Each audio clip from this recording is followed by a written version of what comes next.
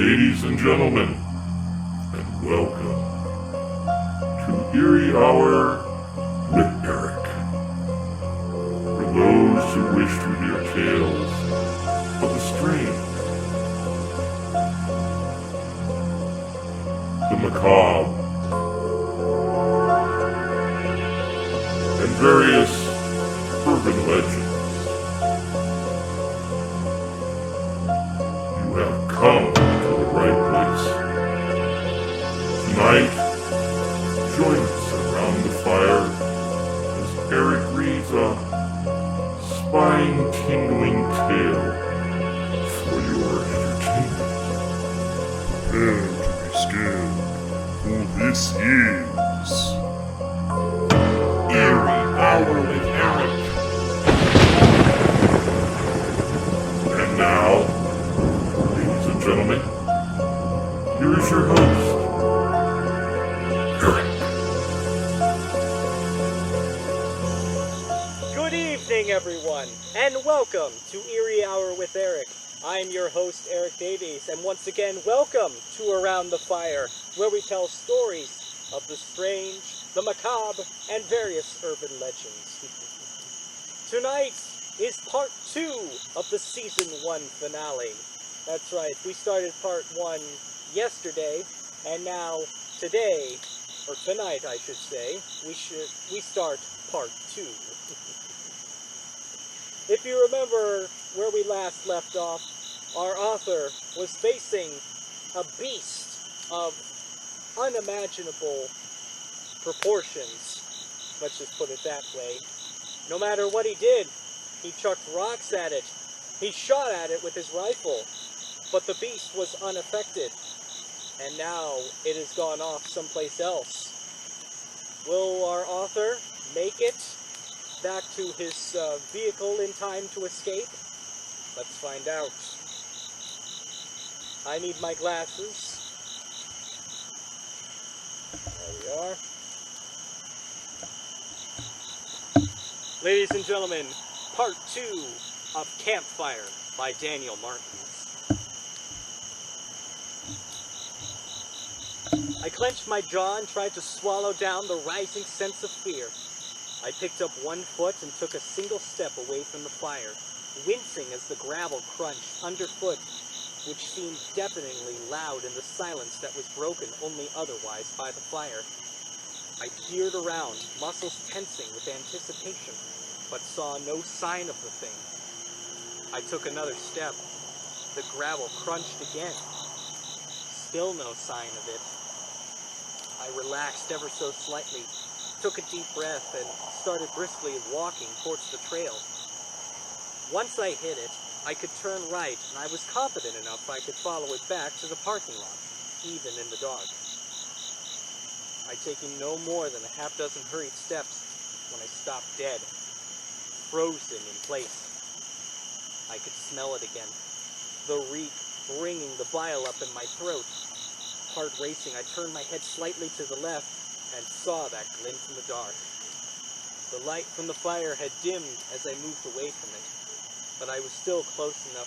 I was still close enough for me to see that familiar reflection of the flames in his eyes again. A rumble came out of the darkness. A growl. I slid my front foot backwards, slowly moving back towards the fire, never taking my eyes off where it seemed to be in the dark. I reached the fireside and slid my pack and rifle off my shoulders, laying them on the ground and sitting them down next to it. As I did, I heard the coyote howl again. The thing seemed to grunt, and then it faded into the darkness. As it turned away from me, what the hell was I going to do? It was like the thing was playing with me, but I wasn't going to risk making a run for it again. No way did I want it to catch me in the dark. The darkness had seemed to kill my phone and flashlight when it settled in, and any flaming torch from the fire I would take to burn out well before I made it back to my car. I still had my lighter, but there was no way I'd make enough of a difference to keep it away. The coyote began to howl once more, but the howl cut off quickly, turning into a snarl. I listened closely as the snarls became pain and then desperate yelps. and held my breath as they cut off, replaced by the sounds of something snapping, crunching, and splattering. I breathed deeply, listening as I tried to slow my hammering heart down. Nothing. Once again, all I could hear was the crackling of the fire. I shut my eyes, listening harder, and shrieked as something hit the ground next to me, scrambling backwards on my butt away from it, waiting for it to leap up and grab me. I got a few yards away when I stopped scrambling, and I just sat there, hyperventilating, staring at the ruined pile of gray fur and red gore that lay in front of me. It was the coyote, or what was left of the coyote. It was a mess. It looked like every bone in its body had been pulverized, and its front legs were completely missing, or raggedly missing, like they'd been torn away rather than cleanly or cut or bitten off. Worst of all, its head was facing the wrong way, twisted around until it was entirely backwards. Blood seeped from the open mouth, collecting into drops that each hit the dusty gravel with a soft splat. I shuddered and hugged my knees tight, rocking back and forth slightly. This must have been the coyote I heard howl earlier. The one the thing went after. Oh shit! I stood. Where was it now? I circled the spot, looking into the dark. There, on the other side of the fire, just beyond the border where the light ended, the familiar reflective double yellow flash. It was still watching me. Fuck you! I screamed at it. I strode to the dead coyote, grabbed it by its still warm tail, and swung it around, casting it away from the fire towards the thing. It plumped to the ground not too far away from where the light ended. The thing didn't move.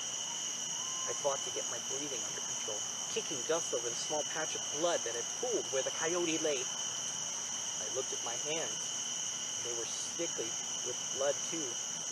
I grabbed my water and rinsed the worst of it off, wiping my hands on my pants to dry them.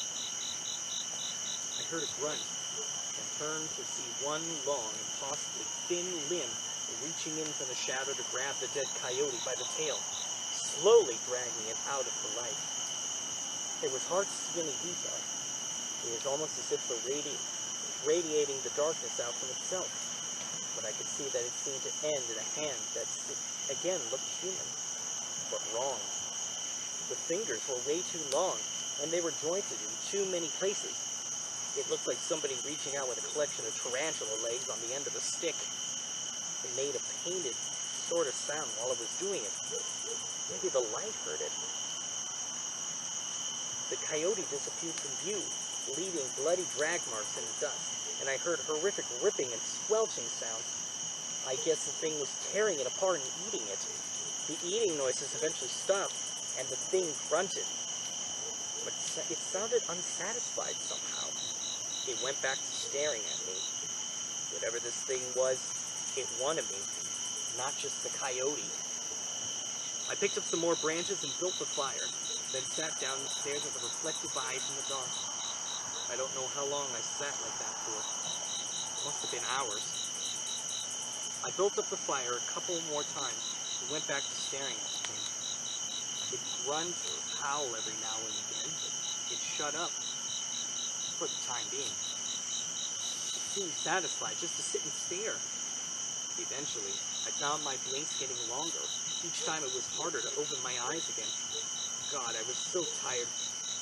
The adrenaline spike had long since worn off, and I felt wiped out. Just a second. Closed my eyes for a second, I thought to myself, as my head began to nod forward. I jerked bolt upright and wide awake at the thrill that ran up my spine as I heard a wet, throaty from behind me. I'd fallen asleep. The fire had burned down low, and it was mostly just embers, only emanating a faint glow. Just enough for me to see that thing crept much closer as the light had diminished. I must have dozed off for an hour or more. Leaping to my feet, I grabbed some branches from the pile and hurled them in the remnants into the fire, and then fell to my hands and knees so I could frantically blow into the embers, desperately trying to stir them back to life. The light flared up as they caught alight, and I saw it sitting there, way too close, squatted on its haunches like a dog sitting, long back legs folded up to what I assumed were the shape of its head, and arms extended down to the ground in front of it, holding its torso upright. The light glinted from its eyes as it shifted its head to stare at me again, and it hissed as it pushed itself backwards, retreating from the light. As I lost sight of it in the darkness, I heard that wet sound again, like a tongue smacking against lips. I shuddered. I'd gotten a better look at its eyes than this time. They were filled with hunger and pain, but there was an intelligence there, humanized, not entirely those of an animal. It went back to looking at me, only this time it wasn't silent. It kept growling and grunting, and the noises it was making grew in volume and frequency. It almost sounded desperate. It circled the fire, eyes disappearing from view, and then reappearing elsewhere where it growled from the dark. But it never came into the firelight. I didn't say anything. I just fed the fire and hoped that my stock of firewood would hold out a little longer. I bought in a lot, but it was diminishing by this point. Then, finally, the thing made a noise I hadn't heard yet. A hiss higher in pitch than anything else it made. And it looked up at the sky, before staring at me once more. It made a disgusted sort of noise, and then turned away. I heard the wind kick up, and I could smell the thing's stench again. And then all of a sudden, it was just gone. As the thing went, the smell and the suffocating darkness went with it, and I realized I could clearly see around me again. The sky had that deep dark blue color you see before sunrise, and I could see a few pinpricks of light that could only have been stars. It got progressively lighter and lighter until there. The sun peeked up over the horizon, and I'd never been as happy to see the light of day as I was now. I waited another hour and a half until the sun was well in the sky, and things were starting to heat up before I dared to make a move. I picked up my things and got the hell out of there, shuddering as I passed the remnants of the coyote, just a bloody patch of gray fur and shattered bones. I jogged the whole time, never pausing, never stopping, and never looking behind me. Every time I slowed, I'd hear the wind whistle again, and I'd catch a whiff of something foul, so I pick up the pace again. Hours later, I was just ready to drop when, there, the start of the trail. I could see down to the car park.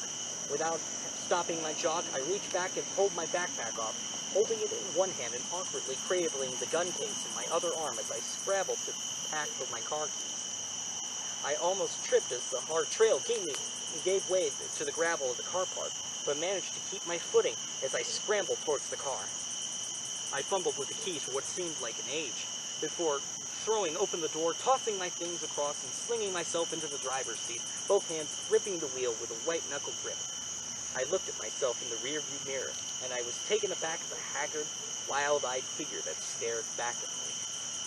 There were rivers of clear skin and the dust caked in my face. I realized I'd been sobbing with relief since I'd been able to see the end of the trail. I looked back out at where the trail started, and saw the dust from the path swirl as the wind picked up once more. I hurriedly rammed the keys into the ignition. I gunned the engine, throwing the car into gear, pulling it around quickly and peeling out into the road. As I sped towards the city, it wasn't until I hit the main highway before my heart started pounding and my breathing slowed to normal levels. A few hours later, less time than it took to drive out there, I was not doing the speed limit. I was home, with my doors locked and the sunlight streaming in through the windows. My phone turned on after I plugged it in. Now you work! So I messaged my sister so she couldn't call and search and rescue. A day or so later, I called the Park Service and told them that I had been stalked by some mountain lions on the trail, and they removed the area from the information section of their website. Nobody really went there anyway, they said. I didn't mention the abandoned car or the bloody boot, and didn't tell anyone what had really happened. After all, who would have believed me if I did? There was no point in sending anyone else into danger. Later, I started reading up on some local folklore, but stopped pretty quickly. I came across something that made me start to shake at the description of it. I'm fairly sure now I know what that thing was, but I decided I wouldn't look into it, and I'd just try and put it all out of my head. It hasn't really worked, My breath catches in my throat every time I go into the dark room when I fumble around for a light switch. I don't hike much anymore. If I do go hiking, then it's strictly along well-used trails, and I never, ever do an overnighter. I had work transfer me to a branch long, long away from the desert. I couldn't deal with the feeling of hot wind anymore. I'm somewhere where it snows now. My encounter left me with a lot of unanswered questions. But one question ranks above all the rest, and it's something I'm not really sure I want to know the answer to. If that thing I read about is real, then what else is real? And hiding out there, in the dark. There you go, ladies and gentlemen. We didn't really find out what that thing was. Or is there someone who knows something that our author doesn't know about? And like everything else in life, I must be off. Ladies and gentlemen, thank you all so much for tuning in to this Season 1 finale episode of Eerie Hour with Erich. First of all, I would like to thank all my supporters. And also I would like to thank everyone on my creative team. My dad Curtis, my brother Chris, and of course Kara, our photographer. Thank you all so much for helping me bring this series to life. And I look forward to working with you in Season 2. And if you like this video, please hit that like button, subscribe, and please share it with your family and friends. We would really appreciate it. And remember this, folks. Dreams can become reality. But at the same time, dreams can also become nightmares. But can nightmares become reality? You be the judge. Ladies and gentlemen, make sure you tune in for Season 2 of Eerie Hour with Erich. If you dare.